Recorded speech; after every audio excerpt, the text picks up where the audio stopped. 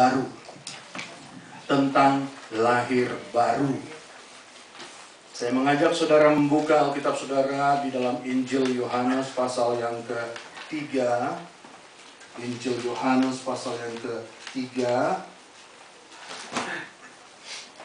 Dan sama-sama kita akan melihat kebenaran firman Tuhan di dalam Yohanes pasal yang ketiga. Mulai ayat 1 sampai dengan ayat yang ke-8. Yohanes 3 ayat 1 sampai dengan ayat yang ke-8. Kalau saudara sudah dapat, saya akan bacakan buat saudara Injil Yohanes pasal 3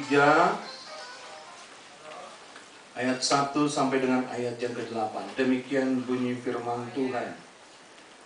Adalah seorang Farisi yang bernama Nikodemus, seorang pemimpin agama Yahudi. Dia datang pada waktu malam kepada Yesus dan berkata, "Rabi, kami tahu bahwa engkau datang sebagai guru yang diutus Allah. Sebab tidak ada seorang pun yang dapat mengadakan tanda-tanda yang engkau adakan itu jika Allah tidak menyertainya." Yesus menjawab katanya, "Aku berkata kepadamu sesungguhnya, jika seorang tidak dilahirkan kembali, ia tidak dapat melihat kerajaan Allah." Kata Nikodemus kepadanya, Bagaimanakah mungkin seorang dilahirkan kalau ia sudah tua? Dapatkah ia masuk kembali ke dalam rahim ibunya dan dilahirkan lagi?" Jawab Yesus, "Aku berkata kepadamu sesungguhnya, jika seorang tidak dilahirkan dari air dan roh, ia tidak dapat masuk ke dalam kerajaan Allah. Apa yang dilahirkan dari daging adalah daging, dan apa yang dilahirkan dari roh adalah roh.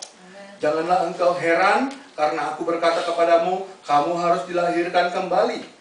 Angin bertiup kemana ia mau, dan engkau mendengar bunyinya, tetapi engkau tidak tahu dari mana ia datang, atau kemana ia pergi. Demikianlah halnya dengan tiap-tiap orang yang lahir dari roh." Amen. Saudara, kita melihat ke dalam firman Tuhan bagaimana perjumpaan Tuhan Yesus dengan Nikodemus. Nikodemus adalah seorang pengajar Israel. Dia adalah salah satu member dari Sanhedrin. Sanhedrin adalah 70 tua-tua Yahudi Israel. Mereka yang berdiam di Bait Allah. Mereka yang memegang hukum Taurat yang disampaikan kepada bangsa Israel. Jumlahnya ada 70 orang. Mereka terdiri dari para ahli Taurat dan Farisi. Nah, mereka ahli kitab Taurat. Kita sudah belajar tentang kitab Taurat beberapa waktu yang lalu, saudara. Bagaimana hukum Taurat ada 10 yang datang dari Allah, lalu berubah menjadi ratusan, bukan? Nah, Sanhedrin, 70 tua-tua Yahudi ini adalah ahli dalam bidang ini. Jadi mereka ini adalah para pakar ahli Taurat. Nah, saudara, salah satu dari Sanhedrin ini namanya Nikodemus. Dia rasa dia belum cukup dengan ahli Tauratnya. Dia datang kepada Yesus Kristus pada malam hari. Dia datangnya malam-malam, sebab kalau siang-siang nanti takut teman-temannya lihat. Dan dia takut karena orang Sanhedrin ini, 70 tua-tua ini, lebih berpengaruh dari raja. Mereka lebih disegani daripada raja. Nah, jadi dia datang malam-malam. Keinginan tahunya tentang pengajaran firman Allah yang Yesus sampaikan. Dan kita baca tadi satu dialog. Dialog antara Nikodemus yang berpikir secara dunia dengan Yesus Kristus anak Allah. Berbicara tentang satu kelahiran baru. Dan Nikodemus tidak mengerti tentang hal ini. Seorang ahli Taurat ini tidak mengerti apa-apa tentang lahir baru yang Yesus sampaikan kepadanya. Nah, saudara-saudara yang kekasih dalam Tuhan, itu sebabnya malam hari ini saya mau mengajak kita mulai melihat satu persatu kata lahir baru di dalam konteks pembicaraan Nikodemus dan Yesus Kristus. Ternyata, saudara-saudara, di dalam Alkitab ini dikatakan bahwa seseorang perlu dilahirkan kembali. Tadi kesaksian ibu ini berkata apa? born again. Jadi seseorang perlu dilahirkan kembali. Di dalam ayat 3 Yesus katakan, aku berkata kepadamu sesungguhnya, jika seorang tidak dilahirkan kembali, ia tidak dapat melihat kerajaan Allah. Artinya apa? Kelahiran kembali adalah satu hal paling penting di dalam kehidupan orang Kristen. Amin. Amin. Sebab konsekuensinya apa? Tanpa lahir baru, Anda tidak bisa melihat kerajaan Allah. Artinya kelahiran baru itu hal yang sangat-sangat penting. Nah, saudara, di dalam ayat 3 ini Yesus berbicara tentang satu kata di dalam bahasa Yunani, yaitu genete anoten. Genete anoten. Yang artinya dilahirkan atau diperanakan kembali. Nah, karena dialog Yesus dengan Nikodemus ini pakai bahasa Yunani, ya, maka Nikodemus tidak mengerti bagaimana seseorang dilahirkan dan diperanakan kembali. Apakah kalau orang itu sudah dewasa lalu masuk ke rahim ibunya lagi? Begitu kata dialog tadi. Tidak mengerti. Nah, saudara-saudara yang kekasih dalam Tuhan, di dalam pasal 3 ayat yang kelima, saudara perhatikan, jawab Yesus, aku berkata kepadamu sesungguhnya jika seorang tidak dilahirkan dari air dan roh, ia tidak dapat masuk ke dalam kerajaan Allah.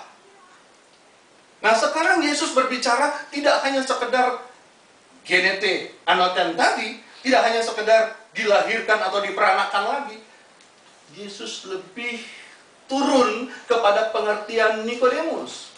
Yesus lebih mendekati pengertian Nikodemus. Yesus katakan apa?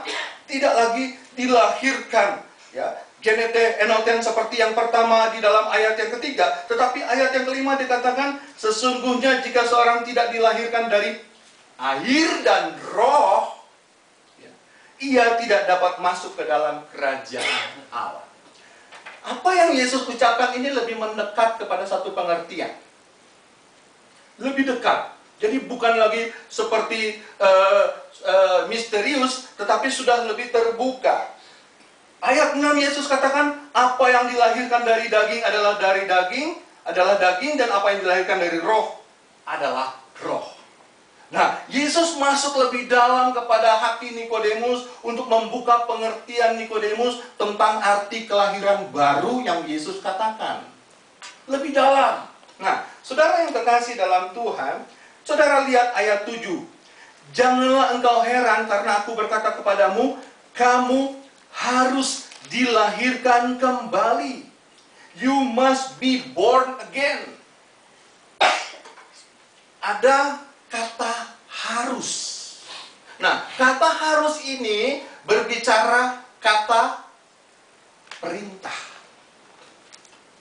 Jadi dengan kata lain, dialog Yesus dengan Nikodemus ini yang berbicara tentang lahir baru itu harus. Tidak ada tawar-menawar. Kalau mau lihat kerajaan Allah, kuncinya harus lahir baru.